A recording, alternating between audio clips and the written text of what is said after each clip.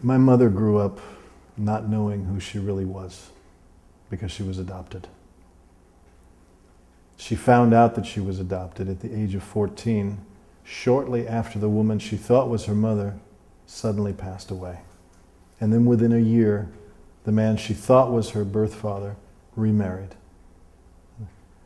And then she had an extra rib growing, which they had to go in and take out, and this was like in the 30s, late 30s.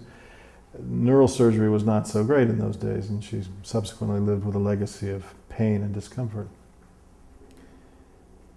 I heard these stories many times over, and I saw in my mother this gnawing quest to want to know who she was. And I saw in her this incredible pain of not being connected to a lineage. And subsequently, in later years, we were able to do some genealogical research a little bit and find out that she was born of someone by the name of Miller that came from Europe. Of course, that could go either way, Jewish or non-Jewish. But it brought a little bit of satisfaction. I then, on a trip to Chicago, where my mother was born, I found out where my mother's birth mother grew up and actually went to visit the house. It's now in South Chicago. The demographics of the area have certainly shifted from its former days of being German and Scandinavian.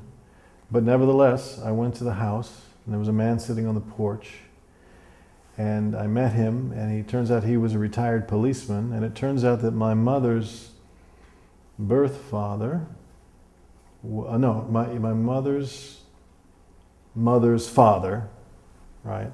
My mother's grandfather was a policeman living in that house. Just a strange little thing like that, but it said to me that there's purpose and continuity. But what I've taken from my mother's experience is to not drift through life unknowing.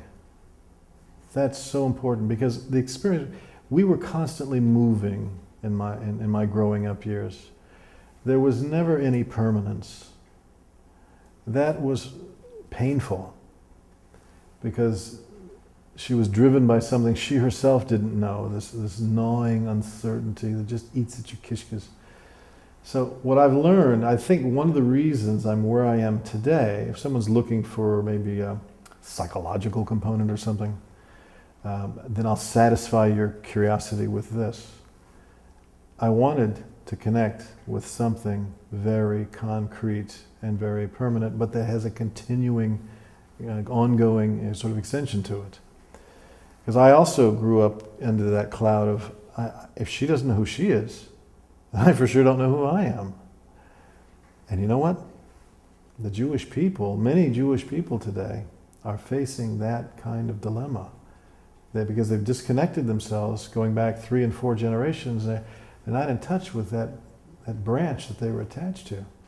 So the good news is that we're all capable of being regrafted.